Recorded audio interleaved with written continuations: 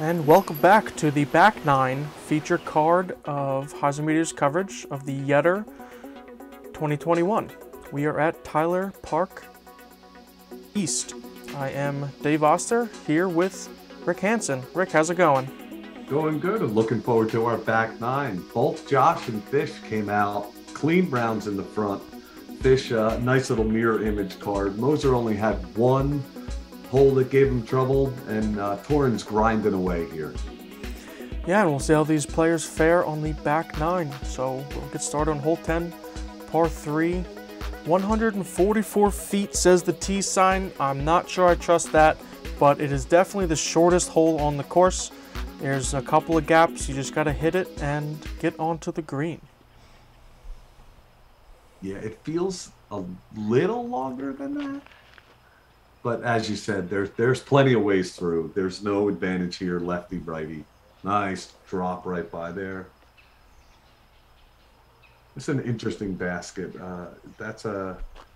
What is that structure that it's in? Do you know? I don't know what it used to be. It's sitting in some kind of foundation. The basket itself, I think, is a charcoal deposit ring that they use in that park. Oh, okay. But now it's being purposed as a disc golf basket. Oh, that's interesting. Hey, if we're not correct in that, leave a comment below. Tell us that we're wrong. Yes, please do.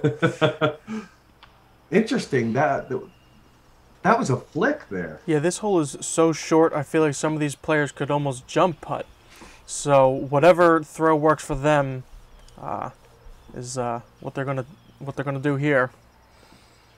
I think Mike's going to go that turnover on that left side. No, he goes Hyzer on the right, but turnover on the right. So not the best combo. Yeah, the hole in the gap didn't match up there for Mike. Oh, good run at it. 25. Maybe circle's edge there coming back.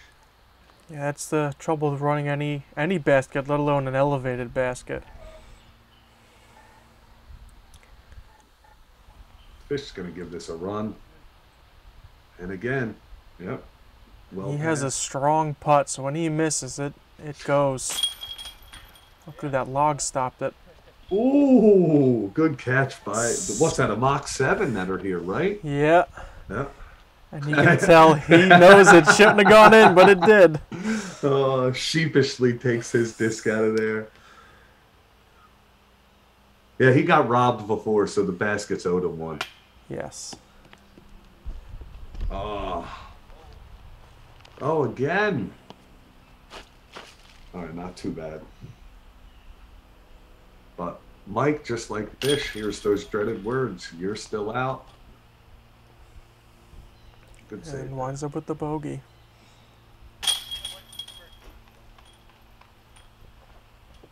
Josh takes a nice birdie there.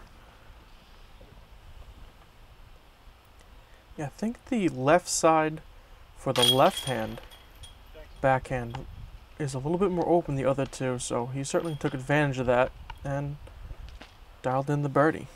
Yeah, Fish tried to with the flick. He just put it up a little bit too high.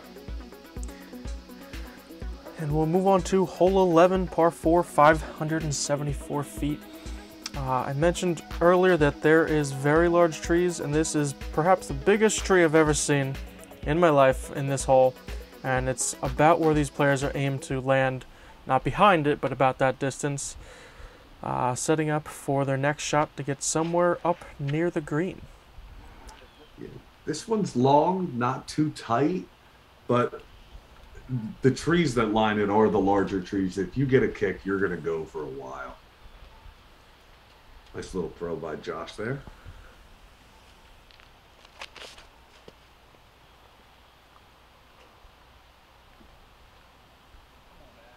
It's nice by Torrin. Gonna miss the big guy? Yeah, I think he landed just right side. Turned it over just a little bit too much. That's the shot. Right before the log. Hopefully it's far enough down where the log shouldn't get in the way of his footing though.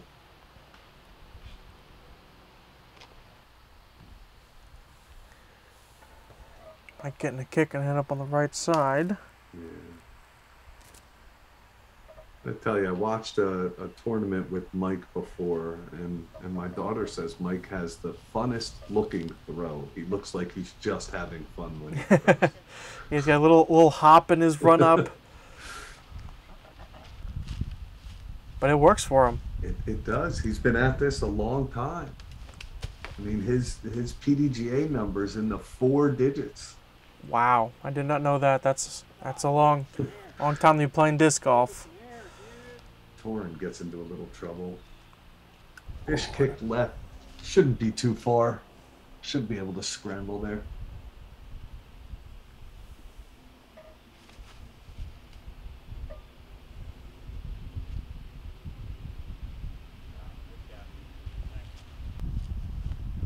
All right, it holds back there.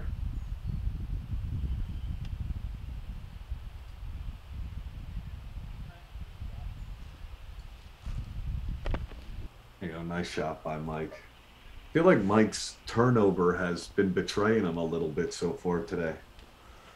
Yeah, not really coming back when he wants it to, and he was able to utilize a short version over there. Oh, fish, another spit out. You were saying before that he goes right at it. That looked like it did bounce off pole.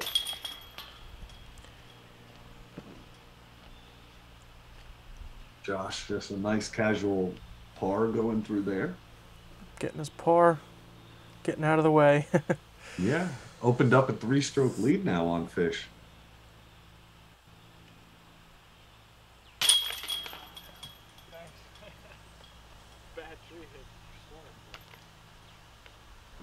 Torrin worked for that par. Yeah, he had a lot of work to do from the edges, but like you said, he got there. Mike, go ahead and saves that. So that's 3 pars and a bogey for our card here. And we move on to hole 12, par 3, 338 feet. Pretty hard turn to the left and downhill. If you go too far, there is an OB road on the other side of a dry creek that is not out of bounds. If you go too far left, you'll be hitting that wood pile, but right in the middle is a elevated basket and a very tight green, so we'll see how these players take on this one. Yeah, this is one you want to push that far side, land past the roots, because if you go early, you have all the roots there and you're not really going to skip. So you want to push deep there. Oh, Josh goes out of bounds. Yeah, he actually pushed so deep he went over the road. Oh, wow. Just never hooked up on him? Yeah, it's a very tough lefty backhand hole. Even though he has a great turnover, I think it just faded out with him. There you go. And that's the skip you're looking for. Push back there, skip up. I mean, there are no easy putts on this basket, but that's about how you're looking to do it.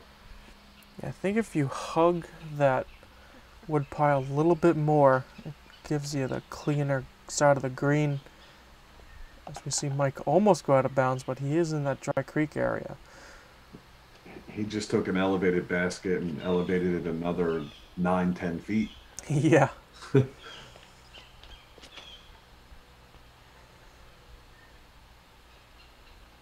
We've seen Fish play with that towel all day. Was he reporting any kind of grip issues that you know? I don't think any issues, but I think it was due to the towel. He was just making sure no issues came into play. Gotcha. Good run there from Josh.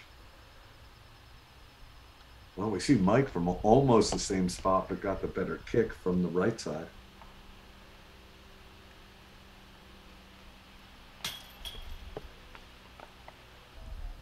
Impressive run by Torrin.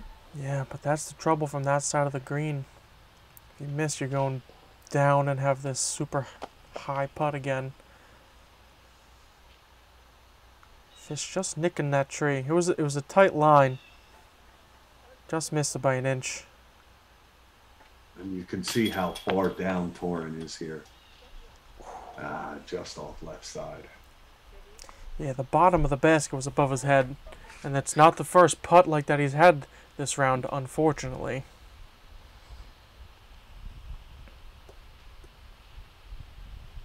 Josh for bogey.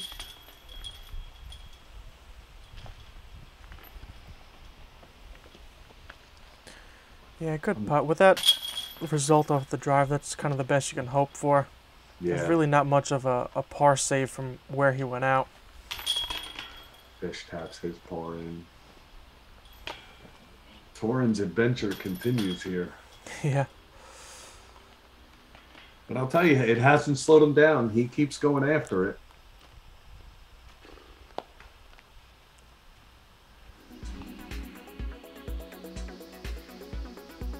And we'll move on to hole 13, excuse me, the par 4, 460 feet. Slightly uphill off the tee, and you want to try to get around here on your drive, which sets up for a fairly short upshot to the B pin for this hole.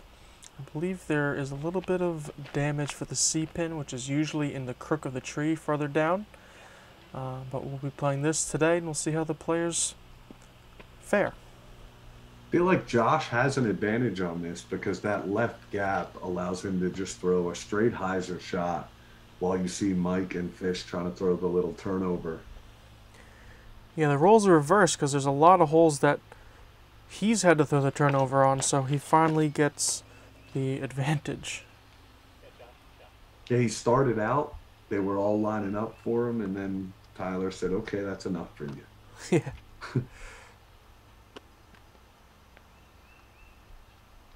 And it looks like he capitalized on the advantage, got pretty good way down the fairway. Torrin keeping it low, but it looked like it did flip.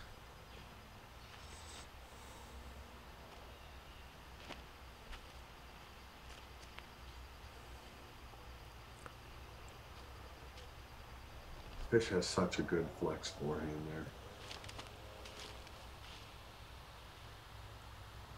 Stay out there. Oh, good tree kick. Circle 2 look for Torrin.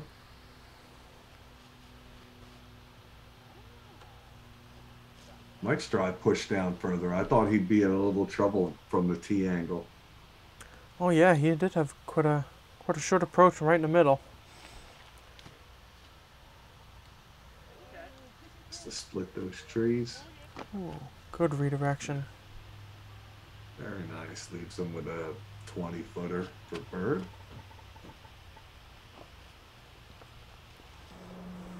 Good run.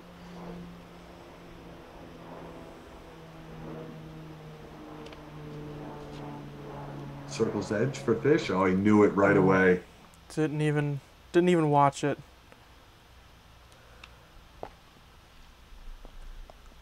Again.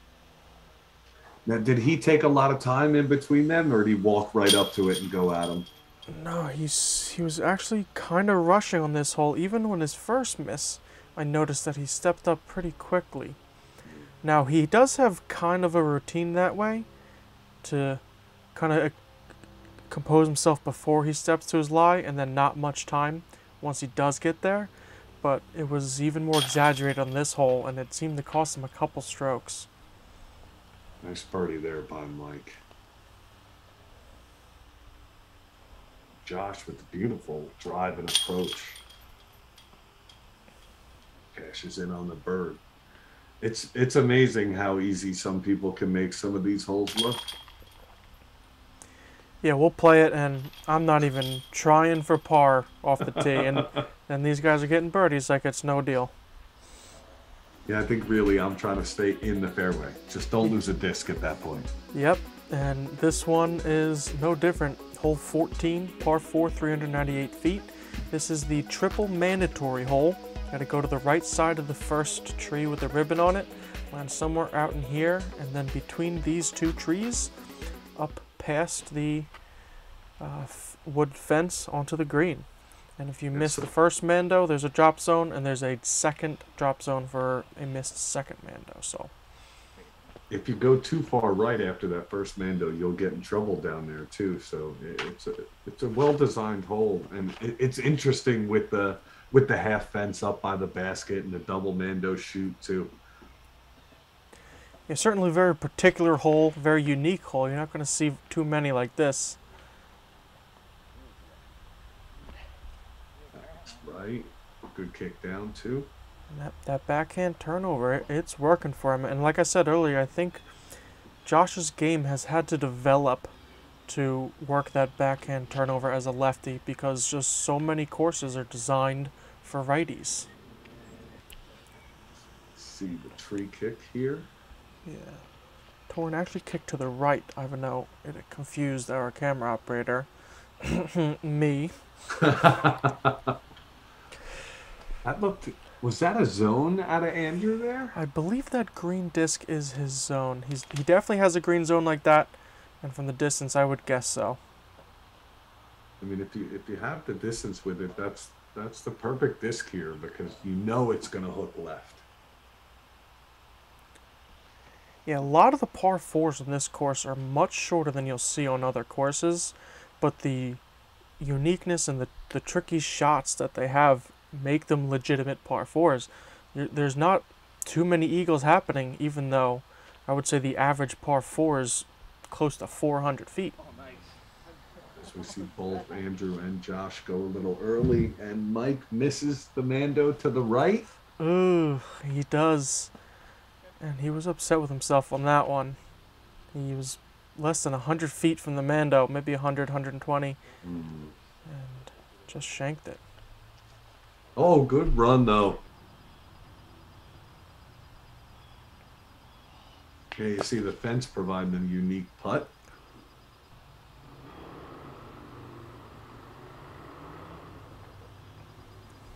Torrin, I think, can go right in the middle. Just over top.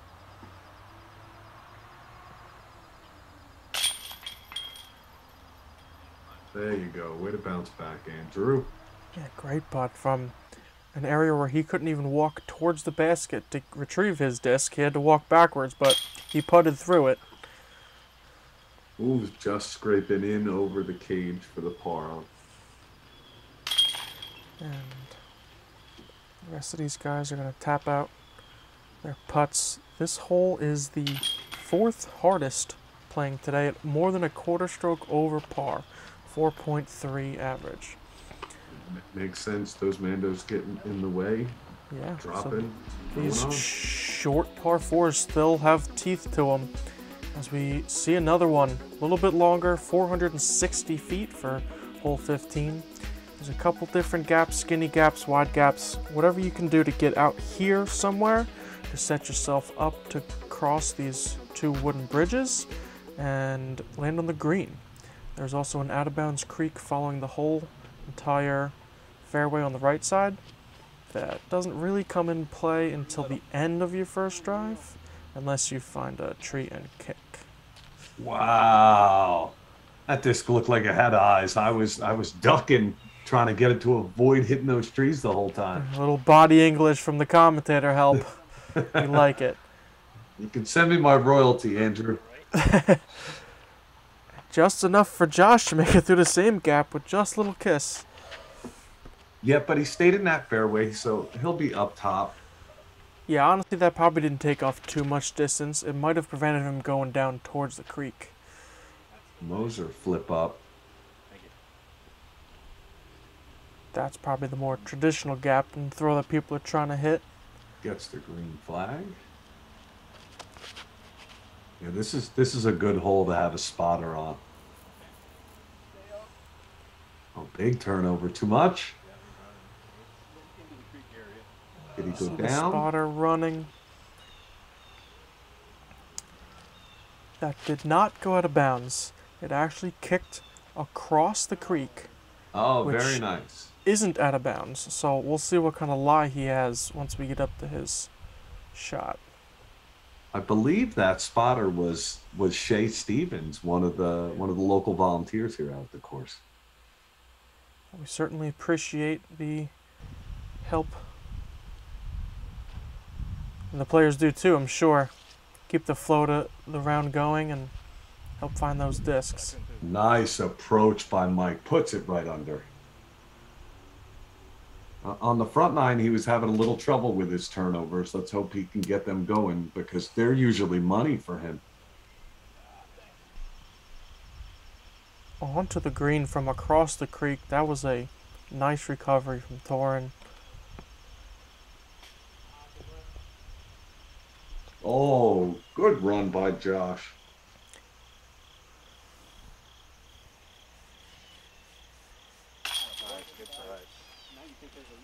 Nice putt. Out of position, still gets the birdie. That was a great recovery and putt for Torrin to get the birdie. Good birdie by Fish. Was that Josh's drive down in that little creek bed before the green? No, that was his second throw. That would have been an amazing throw, but he still does manage to get the par. So 3 birdies and a par for Josh as we move on to hole 16. There are some open holes in this course.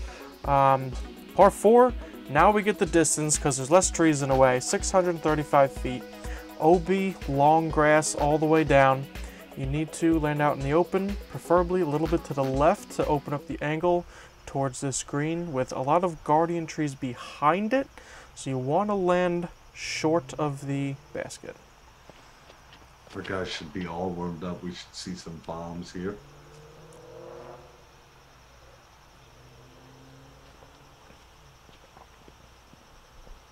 That's great placement by the catch cam.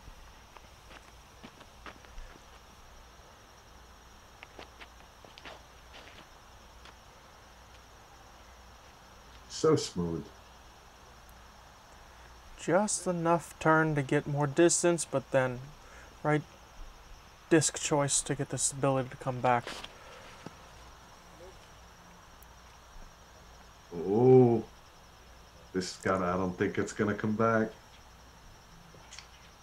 And he's not going to advance far off the tee either. Yes, that was an early out of bounds, and unfortunately never came back in. And again, Josh with that turnover. I'm loving his turnover.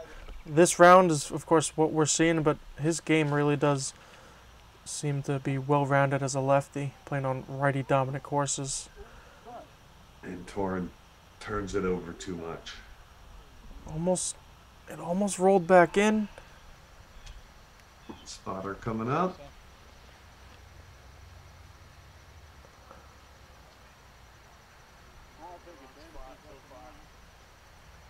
I'm gonna say, yeah, out of bounds. And again, he didn't progress because it was out of bounds almost right out of his hand.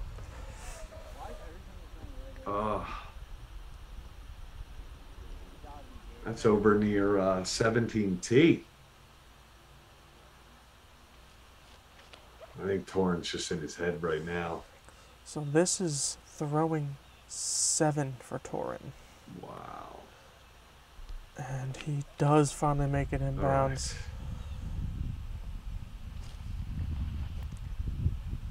Right. That was rough. That was one of those, every time you throw the shot, your next shot is more like you really need to make it. But it's not working, and unfortunately he fell victim to it a couple times. Yeah. And here's a roller by Mike.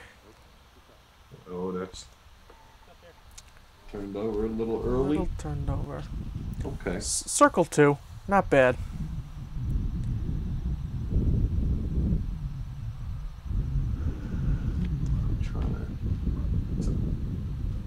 Trying to see what fish might have been throwing there. It didn't look like it had the cut rim of the buzz. Floats that in real nice though. Whatever that was very straight. A little bit left to right fade towards the basket. Good throw. I think he likes to throw the comet too. That's what it might have been. There you go, Torrin. Get out of here. Forget it. Live to play another hole. It never gave up. Certainly kept trying. Oh! Drained by Josh. 45, 50-footer? Yes, at least. That was 10, 12 steps. Take a look at it again. That was beautiful. I'm Hyzer the whole way.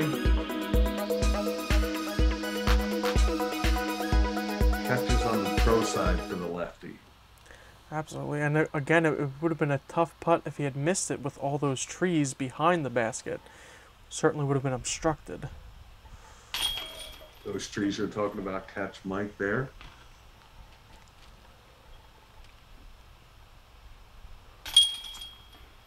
Fish taps in the birdie. I think Mike will get out of here with the par.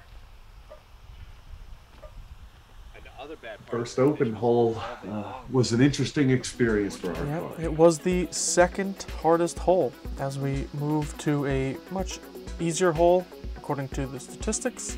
Hole 17, par 4, 600 feet. Again, it's a placement shot out in the open. You want to get it to the left side of this field to set yourself up to these well-guarded green, trees all around it, even more than the previous hole. And you'll notice the white lines on the right. That first one's not our OB marker. That's a cross-country track that you play with here. Correct. We can see the orange flags further to the right. I know it's been different in years past. This year it is very well defined, both by the TD and on the course itself. So it's pretty wide open. Don't have to worry about it too much. Keeping it in the middle.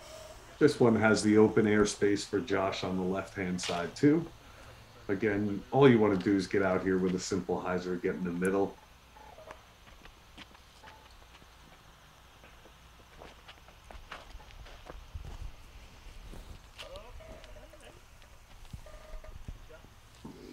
Mike. I think a little tighter than he really wanted to be, but he should be okay. Torrin, after hole 16, being a little extra cautious with that hyzer. Land safely.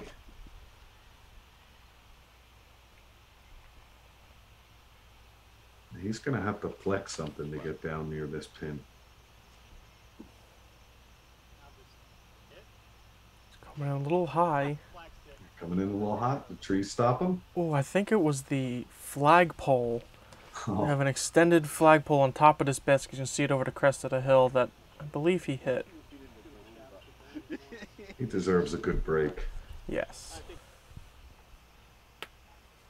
Josh putting it within 12 feet, 15 feet.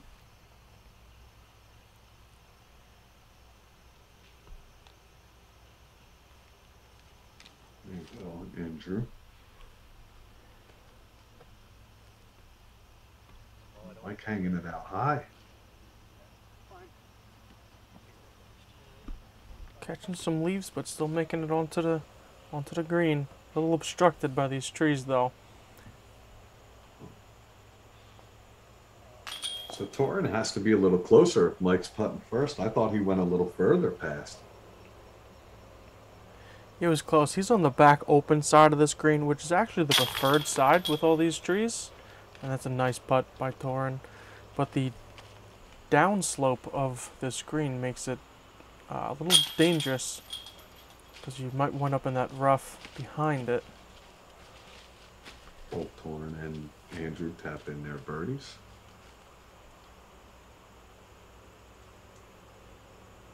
Josh should do the same here.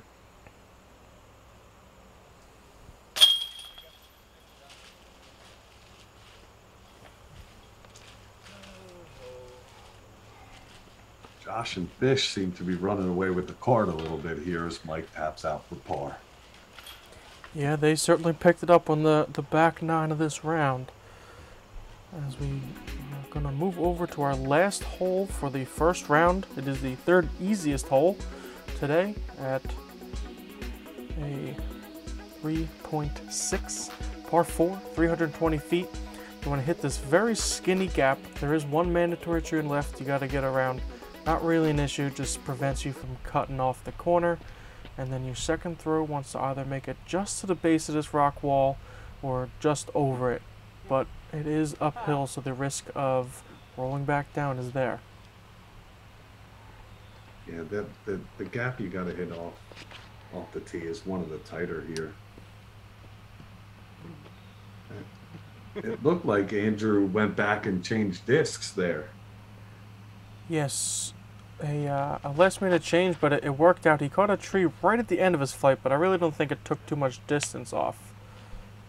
Josh's turnover again, working perfect for him.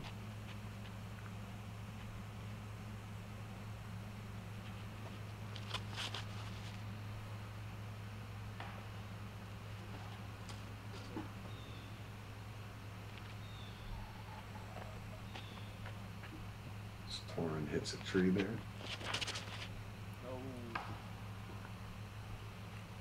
Mike pulls it a little off right. And I'll tell you about this hole, and you hit the trees, that sound echoes from this hole. It's so rude. Yeah, we've experienced that ourselves, and it seems to almost be laughing at you. Oh, that's a nice looking shot if it gets through. Okay. Yeah, just backside of the green. Should have a putt at it.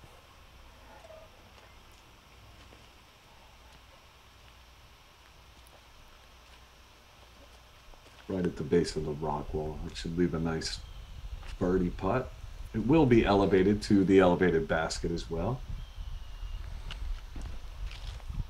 Mike sticks it backside.